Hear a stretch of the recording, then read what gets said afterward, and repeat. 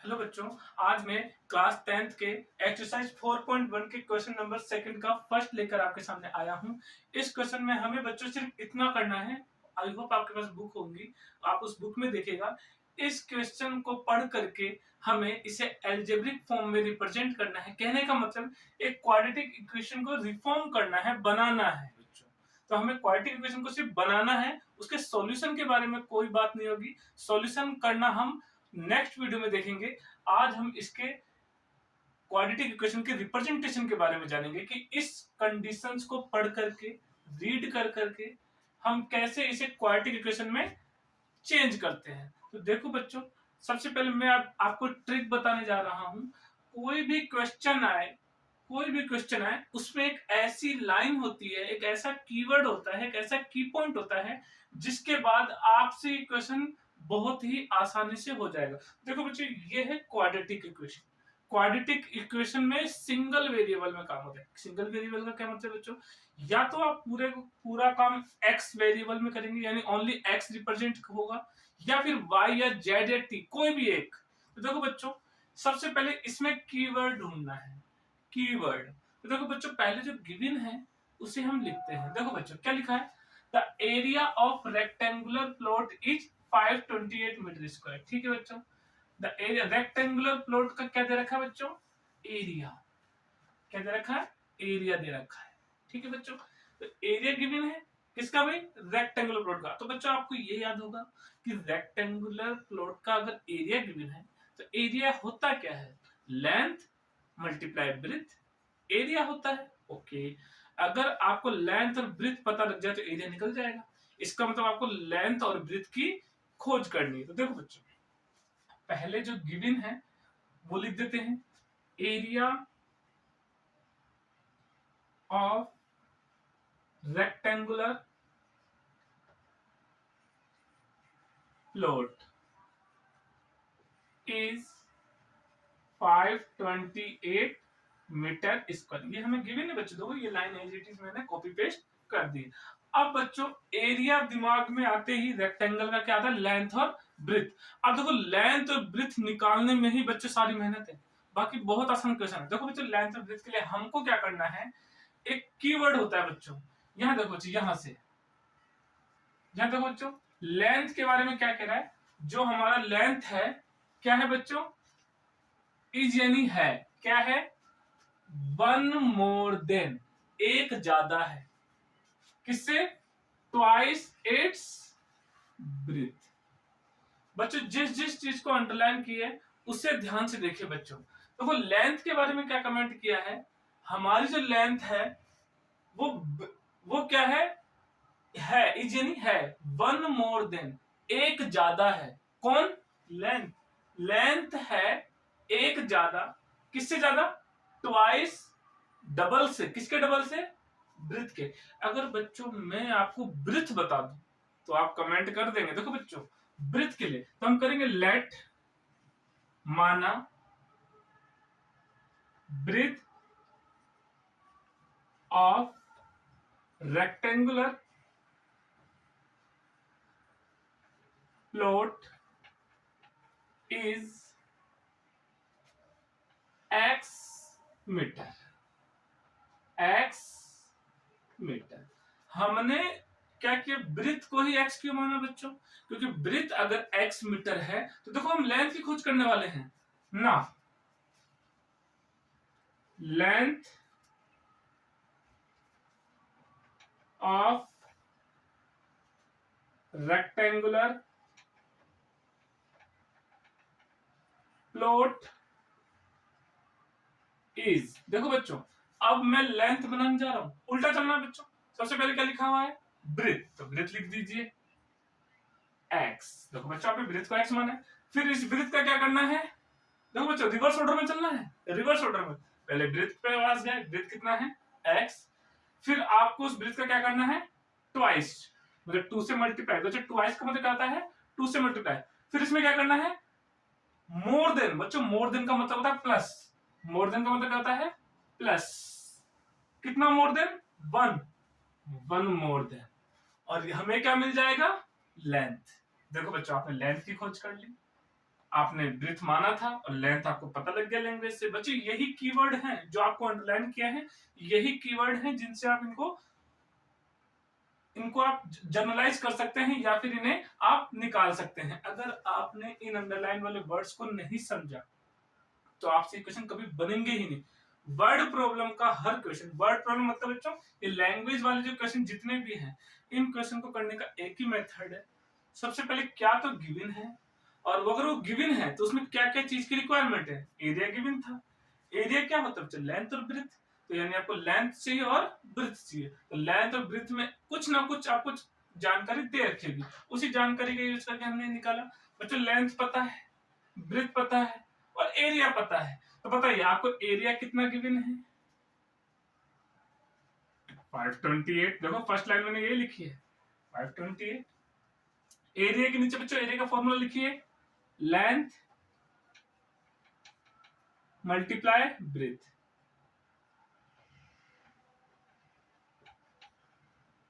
देखो एरिया के नीचे एरिया का फॉर्मूला लिखा, इक्वल टू में क्या लिखा हो बच्चों, 528। ओके बच्चों देखो एरिया हमें क्वेश्चन में गिवन था, इस एरिया के नीचे एरिया का फॉर्मूला लिख दिया, इक्वल टू ऐसे कैसे लिख दिया। बच्चों लेंथ आपने बनाया है 2x प्लस 1, बच्चों ब्रैकेट लगा के लिख दो, और ब्रेथ कितना माना है आपने x इक्वल टू 528। ठीक है बच्चों, मल्टीप्लाई कर दीजिए बच्चों, तो 2x स्क्वायर प्लस x, और बच्चों इसको इधर ले आइए, माइनस का 528 इक्वल टू 0। देखो बच्चों आपने गिवन इंफॉर्मेशन को पूरी एल्जेब्रिक एक्सप्रेशन में चेंज कर दिया, यानी क्वाड्रेटिक इक्वेशन में चेंज कर दिया। आपसे सिर्फ यही पूछा था कि इस गिवन इंफॉर्मेशन को रीड करें और इसे एल्जेब्रा में यानी क्वाड्रेटिक इक्वेशन में चेंज करें। देखो आपने गिवन इंफॉर्मेशन का यूज करके इसे क्वाड्रेटिक इक्वेशन में चेंज कर दिया। बच्चों आपसे यही पूछा था। आई होप आपको बच्चों समझ में आया होगा। अगर किसी प्रकार की दिक्कत हो तो आप हमें कमेंट सेक्शन में जाके इसके बारे में लिख सकते हैं कि इसमें क्या क्वेरी है, क्या दिक्कत है। हम आगे नेक्स्ट क्वेश्चन की ओर मूव करेंगे। बाद हम नेक्स्ट क्वेश्चन सेकंड का फोर्थ करने जा रहे हैं। इस क्वेश्चन की एक खास बात है बच्चों, चैप्टर नंबर 4 में अगर अनसॉल्व्ड क्वेश्चन की बात करें तो अगर आपको तीन तीन ट्रेन के क्वेश्चन मिलेंगे। ट्रेन के कितने क्वेश्चन है बच्चों, 3 क्वेश्चन आपको चैप्टर नंबर 4 के अनसॉल्व्ड में मिलेंगे।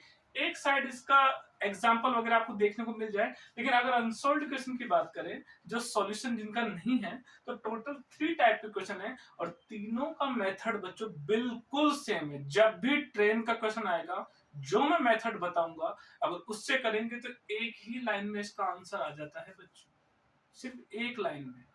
तो देखो बच्चों हमेशा याद रखना बच्चों, देखो बच्चों एक फॉर्मूला होता है टाइम का, टाइम का फॉर्मूला होता है डिस्टेंस अपॉन स्पीड। जब भी ट्रेन का क्वेश्चन आए तो आपको ये फॉर्मूला फॉलो करना है। आपको डिस्टेंस भी पता होगी और स्पीड भी पता करनी, स्पीड आपको पता करने के लिए बोलेगा और टाइम भी आपको पता होगा। ये दोनों आपको पता होगा और स्पीड आपको लेट करना पड़ेगा। तो देखो बच्चों जब भी ट्रेन का क्वेश्चन आए अगर ये फॉर्मूला याद नहीं है तो आप इस क्वेश्चन को नहीं कर पाएंगे। इस क्वेश्चन में जितने भी ट्रेन के क्वेश्चन आएंगे सब में यही लगने वाला है। तो देखो बच्चों इस क्वेश्चन की शुरुआत करने के लिए सबसे पहले क्या करना पड़ेगा, स्पीड पे लास्ट में आएंगे। वी नीड टू फाइंड, हमें क्या फाइंड करना है, स्पीड ऑफ द ट्रेन। तो हम इसी को एक्स मान लेंगे। क्या मान लेंगे, जो हमसे पूछा है उसी को क्या मान लो बच्चों, एक्स। तो हम सॉल्यूशन की बात कर रहे हैं बच्चों, इसमें solution let speed of the train x kilometre per hour. बच्चों ये लगाना जरूरी है, जो स्पीड की जो यूनिट होती है वो क्या होती है, किलोमीटर पर आवर। याद रखें बच्चों स्पीड की यूनिट क्या होती है, किलोमीटर पर आवर। आपने स्पीड मान ली। अब बच्चों आपको इसमें एक ही वर्ड लिखना है, ATQ। इसका मतलब होता है अकॉर्डिंग टू क्वेश्चन। अब मैं एक लाइन में आंसर बनाने वाला हूं बच्चों, एक लाइन में। देखो बच्चों कैसे, आपको क्या करना है, हमेशा क्या निकालना है, टाइम का फॉर्मूला। टाइम में क्या होता है बच्चों, स्पीड और देखो टाइम का फॉर्मूला होता है डिस्टेंस अपॉन स्पीड, तो ऊपर लिखेंगे डिस्टेंस और नीचे लिखेंगे स्पीड। अच्छा मुझे बताओ बच्चों, डिस्टेंस ढूंढो कहाँ है। एक ट्रेन है, ट्रेवल करती है, कितनी डिस्टेंस है उसकी? 480 किलोमीटर। ठीक है बच्चों, तो बताइए डिस्टेंस कितनी है? 480 किलोमीटर डिस्टेंस लिख दी। और हमारी ट्रेन किसी स्पीड से जा रही है? एक्स स्पीड से जा रही है। ठीक है, आया बच्चों समझ में? एक डिस्टेंस है 480 और हमें ट्रेन की स्पीड कितनी है? एक्स। भाई हमें जाना है इतनी दूर है, कितनी दूर जाना है? 480 किलोमीटर जाना है। तो ऊपर लिखना है डिस्टेंस, नीचे लिखनी है स्पीड। तो आपने सीधा सीधा लिख दिया डिस्टेंस कितनी है बच्चों? 480 और स्पीड कितनी है? एक्स। ये कहां से आया? हमने लेट किया है, जो हमें पता करना होता है उसे हम लेट करके लिख देते हैं। ओके बच्चों, अब बच्चों कुछ देर बाद क्या होता है, जाना तो हमें कितना है? 480। अब बच्चों आपको इधर लिखना है कि इधर लिखना है, इसका रीजन मैं आपको बताऊंगा। अभी मैं इधर लिख रहा हूं। जाना कितनी दूर है बच्चों? 480। भाई डिस्टेंस में नो चेंज, डिस्टेंस नहीं बदल रहा हूं, लेकिन क्या चेंज कर रहा हूं बच्चों? आप जैसे आप गाड़ी चलाते हैं, मान लीजिए आपको बाइक चला के जाना है, ठीक है, आपको 100 किलोमीटर जाना है, ठीक है, और आपसे मैं बोल दूं कि आप 50 की स्पीड से जा रहे हैं तो इतना टाइम लग रहा है। आप स्पीड को अगर कम कर ले, सोच के देखो, अगर आपने स्पीड को कम कर लिया तो टाइम ज्यादा लगेगा कि नहीं लगेगा? तो टाइम में क्या आ जाएगा? अंतर आ जाएगा, डिफरेंस आ जाएगा। तो देखो बच्चे यही किया है इसने, हमें जाना तो इतनी ही दूर था, कितनी दूर जाना था? 480 किलोमीटर। देखो डिस्टेंस कितनी है, लेकिन अब क्या कर रहा है, स्पीड को क्या कर दिया? देखो बच्चों, इफ यदि स्पीड में क्या कर दिया, 8 किलोमीटर की क्या कर दी? कमी। यानी जाना इतनी दूर है, पहले कितनी तेज जा रहे थे? पहले एक्स की स्पीड से जा रहे थे, लेकिन इस स्पीड को क्या कितना कम कर दिया?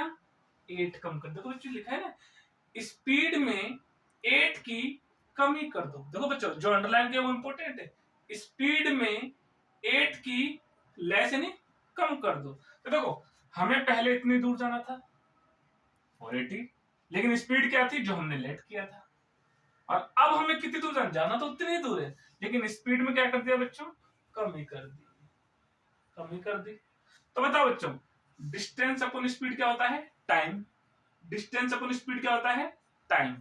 कौन बताएगा कौन बड़ा है कौन छोटा है बच्चों? ये हमेशा पता करना होता है। तो देखो बच्चों एक बात मुझे बताइए, अगर मैं स्पीड कम कर दूं, आप सोचो टाइम ज्यादा लगेगा, सोच के देखो, इसको टाइम ज्यादा लगेगा, इसको टाइम कम लगेगा। क्यों? इसमें स्पीड ज्यादा है ना बच्चों। देखो इसमें स्पीड में कमी कर दी और इसमें स्पीड में कमी नहीं की है, तो इसमें देखो ये जल्दी पहुंचाएगी, ये ट्रेन जल्दी पहुंचाएगी, ये पहुंचाएगी, ये पहुंचाएगी। क्यों? क्योंकि देखो इसमें स्पीड को आपने कम कर दिया, भाई टाइम ज्यादा लेगी, और इसमें आपने स्पीड को कम नहीं किया तो टाइम कम लेगी। ज्यादा में से कम को घटा देंगे, भाई ज्यादा में से कम को घटा देंगे। तो बताओ कितने का अंतर है? टाइम। देखो बच्चों ये भी क्या है? टाइम। कैसे पता टाइम है? डिस्टेंस अपन स्पीड क्या होता है? टाइम। ये भी टाइम है, ये भी टाइम है। ज्यादा टाइम में से कम टाइम गया तो बराबर इक्वल लगा के लिखेंगे बच्चों, कितना टाइम लगता है? देखो लिखा हुआ 3 आवर मोर, 3 आवर कितना बच्चों? 3। बस यही करना है बच्चों, इतना ही करना। हर क्वेश्चन में, ट्रेन का हर क्वेश्चन ऐसे बनता है। क्या किया आपने? आपको डिस्टेंस ऊपर लिखनी है, स्पीड नीचे लिखनी। डिस्टेंस कितनी है? 480, आपने ऊपर लिख दिया और नीचे क्या लिख दिया? कितनी स्पीड से जा रही है ट्रेन? अभी इतनी स्पीड से जा रही है, एक्स। अब बच्चों इसके इस तरफ लिखना है कि इस तरफ, वो कैसे पता लगेगा? वो मैंने आपको बता दिया, बड़े में से छोटे को, बड़े में से छोटे को। तो आपको क्या करना है, 480 ऊपर, देखो डिस्टेंस तो इतनी है, डिस्टेंस तो 480 है, लेकिन स्पीड में क्या किया है? स्पीड में 8 की क्या की है? कमी की है। स्पीड में 8 की क्या की है? कमी की है। आ रहा है बच्चों? तो स्पीड में 8 की कमी करेंगे तो इसमें टाइम ज्यादा लगेगा। भाई आपने स्पीड कम कर दिया तो पहुंचने में तो टाइम ज्यादा लगेगा ना, तो इसमें टाइम ज्यादा लग रहा है, इस ट्रेन को टाइम कम लग रहा है। ट्रेन तो दोनों एक ही है, लेकिन अगर इतनी स्पीड से जाती तो टाइम कम लेती, और इतनी स्पीड से जाएगी तो टाइम ज्यादा लेगी। ज्यादा में से कम को घटाएंगे तो ये भी टाइम है बच्चों। क्यों? डिस्टेंस अपन स्पीड का होता है टाइम, ये भी टाइम। टाइम में से टाइम गया तो क्या इक्वल तुम्हें क्या आएगा? टाइम। अब बच्चों इसे सिंप्लीफाई करना है और आपका आंसर आ जाएगा। देखो बच्चों सिंप्लीफाई करने का सटीक मेथड है, ऊपर से कुछ कॉमन आ रहा है बच्चों, 480 आ रहा है क्या बच्चों? आ रहा है 480 कॉमन, तो बताओ यहाँ क्या बच गया? 1 upon x minus 8 minus 1 upon x equal to 3। देखो बच्चों क्या किया, ऊपर से कॉमन है, हमेशा कॉमन आ जाता है, जब भी ट्रेन का क्वेश्चन आएगा ऊपर वाले में को हमेशा कॉमन लेना है, ठीक है बच्चों। अच्छा बच्चों एल्शियम लो, ये यहाँ और ये आपस में है। देखो बच्चों ये x किससे मल्टीप्लाई होगा 1 से, तो देखो बच्चों 480 x बन जा x। अब बच्चे यहां गलती करते हैं, यहां 1 से मल्टीप्लाई नहीं होगा, -1 से मल्टीप्लाई होगा, ध्यान रखना बच्चों, इधर तो देखो 1 से मल्टीप्लाई हुआ, x बन जाए x। यहां गलती करते हैं मल्टीप्लाई करने में, यहां क्या लिखा है 1 नहीं -1। अच्छा बताओ -1 को x से करूंगा तो -x, और -1 को -8 से करूंगा तो माइनस इंटू माइनस प्लस, और 1 इंटू 8 प्लस का 8। अब बच्चों आपको इसको इससे मल्टीप्लाई करना आता होगा, ठीक है। अच्छा बताओ 1 को किससे मल्टीप्लाई करेंगे तो वही आएगा, और साथ में माइनस से मल्टीप्लाई करो तो माइनस का x प्लस का 8। बच्चों ये आना चाहिए आपको, और नहीं आए तो आप कमेंट सेक्शन में मुझे बता सकते हैं, मैं आपको डिटेल में बता दूंगा। और बच्चों नीचे ये वाला नंबर इससे मल्टीप्लाई, देखो ये यहां मल्टीप्लाई, ये यहां मल्टीप्लाई, और ये आपस में x को x से करेंगे तो x स्क्वायर, फिर माइनस x को 8 से करेंगे तो 8x इक्वल टू 3। आ रहा है बच्चों समझ में? बच्चों मेरे पास जगह नहीं है, मैं इसे रफ करके मैं आपको बताता हूं। देखो बच्चों x से x कैंसिल आउट, अब जो बच गया उसे मैं सॉल्व करता हूं बच्चों।